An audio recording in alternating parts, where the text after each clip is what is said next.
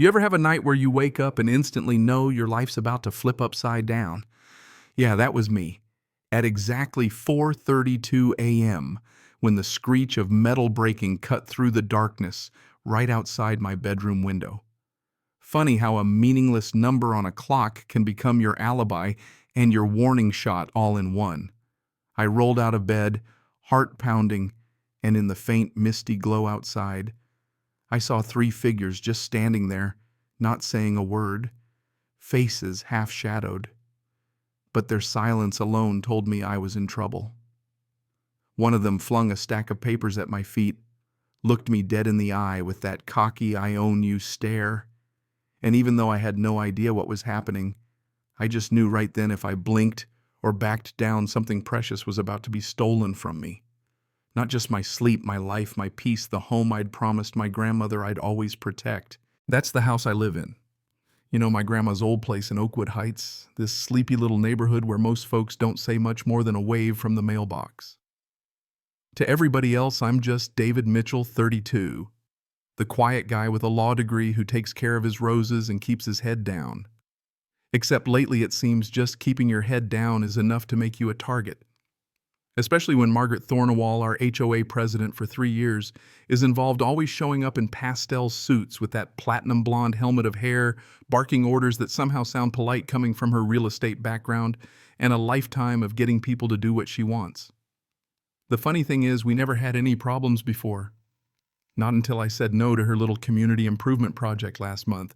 That's when I stopped being invisible and started becoming the enemy. It all started so normal. I paid my dues, kept my house and yard up to code, didn't cause a stir. Margaret would swing by now and then all smiles and, "Oh, what a lovely garden, David," like she was auditioning for a realtor commercial. But the day she pitched this Oakwood Heights community upgrade plan, a $200,000 project for a new community center paid by special assessment fees from every homeowner, she just expected us all to nod along. But she wanted to use my yard, my grandma's roses, as the central equipment dump for 6 months. No way. I tried to be polite. "Margaret, I respect what you're doing, but this garden means the world to me. My grandmother planted every bush out here with her own hands." Her face shifted for a second, something icy behind that smile, and I swear her voice dropped a degree. "Of course, David, I understand. We'll find another solution." But after that, it was like she flipped a switch and decided I was public enemy number one. Next thing I know, I get a $200 fine for excess grass height. Out I go with a ruler. My grass is 2.1 inches. The rule says max 2.5. So I call her. "Margaret, there's got to be a mistake here. I'm within the limits." She cuts me off. "Regulations changed, David. The max is now 2 inches. Didn't you get the notice? I checked everything. No notice. We changed it last week after your inspection," she says, like that explains anything.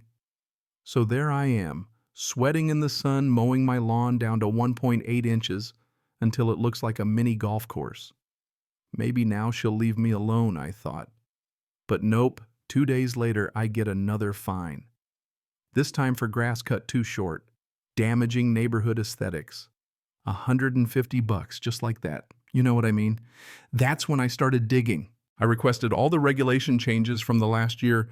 Turns out Margaret had changed over 20 different rules in the past 6 months, all without proper board votes. No notice, nothing. That's illegal for one. Second, she started a whisper campaign. I'd catch her at the mailbox talking to Mrs. Chin, dropping hints. "David seems so tense lately. I hope he's okay at work." Next thing you know, my neighbors are ghosting me. Mrs. Chin's suddenly busy whenever I say hi, and old Mr. Johnson, a retired cop, is actually crossing the street to avoid me. Margaret starts organizing meetings, but somehow my invite keeps getting lost in the mail. Every time there's a new restriction on lawnmower hours, garden ornaments, even how we're supposed to talk to each other. One morning, someone spray paints "selfish" across my fence in fire engine red. My security camera catches a silver SUV just like Margaret's creeping by at 3 a.m. I call the cops. Officer Martinez shows up, barely had his coffee, before he can knock Margaret's on my porch, full makeup and perfect hair, gasping. "Oh, David, this is awful. I just heard about the vandalism." And then, like clockwork, she tells Martinez she's worried I might have done it myself to frame her. He looks at her, looks at me in pajamas, And you can just see it. Who's he going to believe, the polished HOA queen or the scruffy guy ranting about conspiracies? 2 weeks later, she announces a big community vote at the park pavilion. Everyone's there except me. I only find out when Mrs. Chen lets it slip. Margaret's up at the podium, practically glowing, pointing at blueprints for this improvement project, and then she singles me out. This whole thing's being held up by one person's selfishness. 40 pairs of eyes turn on me, and I can feel the room tilting, everyone mumbling about how I'm difficult and he's always been strange. Margaret says I've threatened her shows, everyone a recording of me saying she'll regret pushing unreasonable demands, but all out of context just makes me look nuts. By the end, there's a vote 37-0 with 3 abstaining. Either I cooperate or consider relocating. That's neighborly for get out. Then comes the real threat. A letter from Thornwell and Associates Legal Services. Official looking, threatening $100,000 in damages and property seizure if I don't hand over my yard in 48 hours. I look up the firm. It's a UPS box and a burner phone. The lawyer on file, Robert Thornwell, Margaret's brother. He's got priors for fraud, barred from practicing law. Suddenly I realize this isn't about grass or gossip. Margaret and her brother are running a full-on con, and I'm the last domino in the way. And then back to that night. 4:32 a.m., banging on my door, Margaret, Robert, and some goon with bolt cutters. We're here under emergency HOA authority to secure community property. I call through the door. "You can't come in here, I'm calling the police," Margaret shouts back. "Officer Martinez knows about this. We have a court order." They start snipping my fence, measuring my yard, taking pictures. When Martinez finally arrives, Margaret hands him some bogus emergency action paperwork. I try to object, but without my HOA agreement in hand, I look like the crazy one. After Martinez leaves, Margaret leans in and whispers, "Sign the papers, or I'll ruin you." I always win. Let me tell you, that was the moment I decided I'm not going down like this. What Margaret didn't know, I'm not just a bored lawyer working from home, I'm a Supreme Court attorney. Next morning, I dust off the old suit, grab my briefcase, and head to my DC office. Within hours, I pull every public record on Margaret. She used to be Margaret Stevens, sued for embezzlement by another HOA, changed her name, faked her credentials.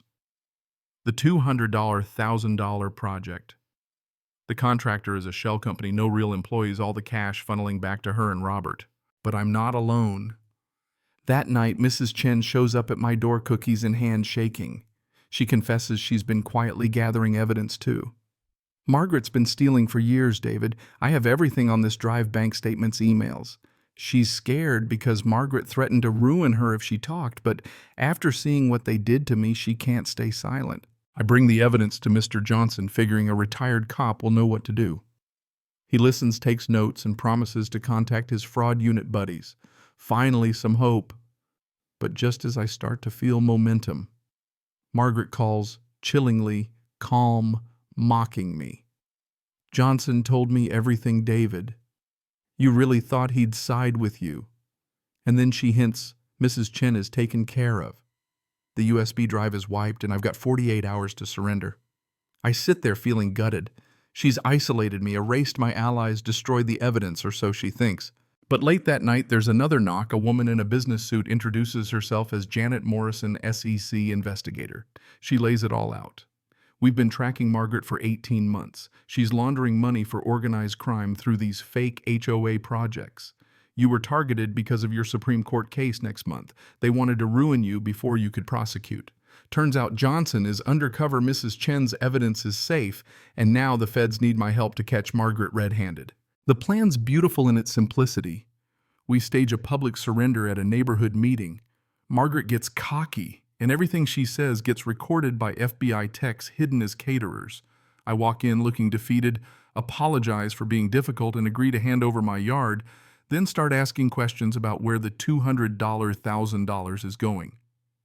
Margaret, on her power trip, bluffs through every answer until I start reading off bank records, exposing her brother's fraud convictions, the fake shell companies, and the embezzled funds. The neighbors turn on her, and when she tries to paint me as some criminal mastermind, I let the mask slip. "Actually, Margaret, I'm a senior attorney at the Supreme Court, and you're about to be arrested." Janet comes in, flashes her badge, and the agents move in. Margaret, Robert, and their mob-connected accomplice are all cuffed, and the whole scam unravels on live federal video. 3 weeks later, Margaret's sentenced to 18 years. Her brother gets 15, and the crime family takes the fall nationwide. Our HOA gets new leadership term limits, real transparency, no more unchecked power. We throw block parties now, real community projects get done, and the neighborhood garden that once started this mess is filled with sunflowers and laughter. I even started a civics club for local kids, and people come to me not as some secret federal attorney, but as a neighbor who stood up when it counted. People ask if I regret it, if I'd rather have just let them have the garden keep the peace. No chance. Sometimes justice doesn't start in a courtroom, it starts with saying no when everyone else is scared to. If you ever wonder what the most important law is, it's the one that says, you've got to look out for the folks who can't defend themselves, even if it means waking up at 4:32 a.m. to fight for what matters. So tell me, if it was your yard, your family's legacy, would you have given in or stood up and risked everything? Drop your thoughts below. Was I right? Was I wrong? And what would you have done in my shoes? Because sometimes what looks like just another HOA story might just save the whole community.